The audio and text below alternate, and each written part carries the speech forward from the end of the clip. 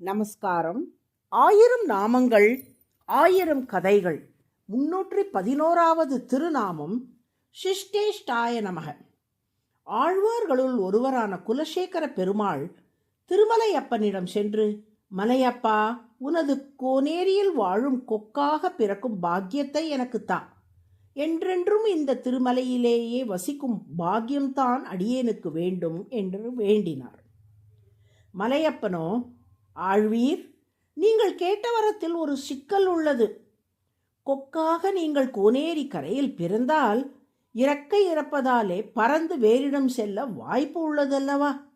அப்புறம் எப்படி எப்போதும் மலையிலேயே இருப்பீர்கள் என்று கேட்டான். அப்படியானால் உன் கோனேரியில் மீனாக நான் பிறக்கும்படி நீ அருள் புரிய வேண்டும். மீனால் கோனேரியை விட்டு வெளியே செல்லவே முடியாதே என்றார் குலசேகர பெருமாள். ஆனால் மலையப்பனோ, குளத்தில் தண்ணீர் வற்றிவிட்டால் மீனால் வசிக்க முடியாமல் போய்விடுமே என்று சொன்னான்.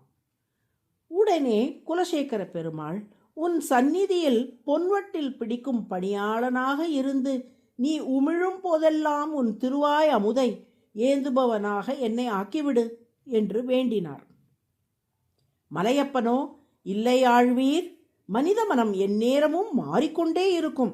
ஒருவேளை அந்த பொன் வட்டிலை திருட வேண்டும் என்ற எண்ணம் திடீரென உங்களுக்கு தோன்றிவிட்டால் என்ன செய்வீர்கள் என்று கேட்டான்.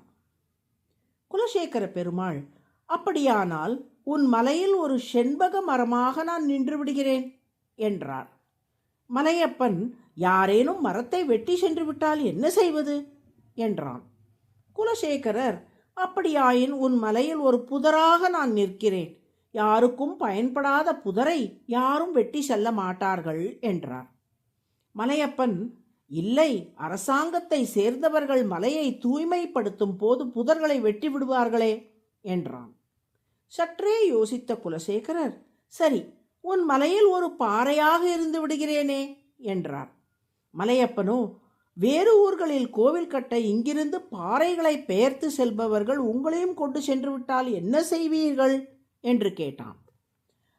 அப்படியானால் உன் மலையில் ஒரு காட்டாராக பாயும் பாக்கியத்தையாவது எனக்கு அருளலாமே என்று கேட்டார் குலசேகரர்.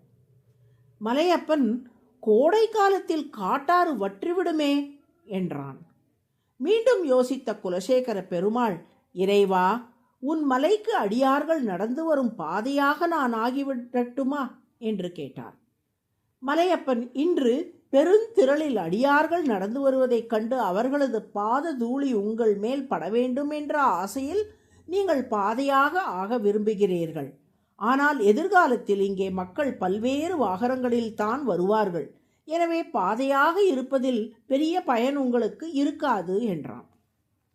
முடிவாக, சரி இறைவா, உன் சந்நிதி வாயிலில் உள்ள படியாக நான் ஆகி எப்போதும் உனது பவள வாயை கண்டு ரசித்தபடி இருந்து விடுகிறேன்.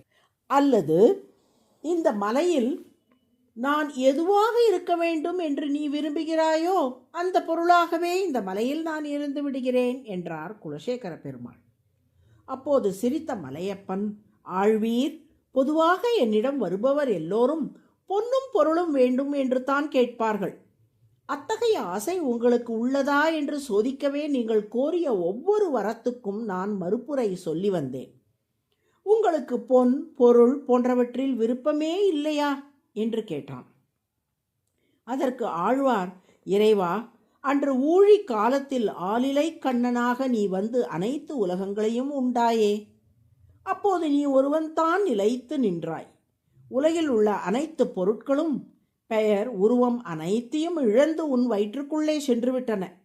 அவையெல்லாம் நீங்கும் செல்வம். நீ மட்டும்தான் நீங்காத செல்வம்.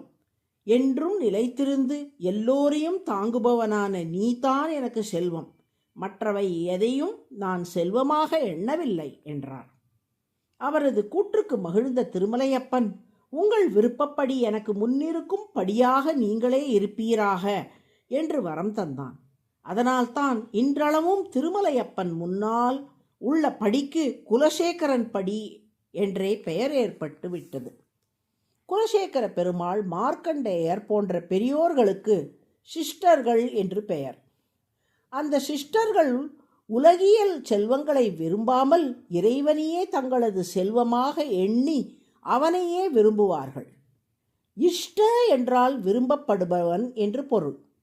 மகான்களால் அதாவது சிஷ்டர்களால் விரும்பப்படுவராக அதாவது இஷ்டப்படுபவராக திருமால் திகழ்வதால் அவர் சிஷ்டேஷ்ட என்றழைக்கப்படுகிறார்.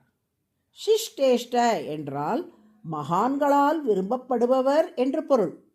அதுவே சகஸ்ரநாமத்தின் 311வது திருநாமம்.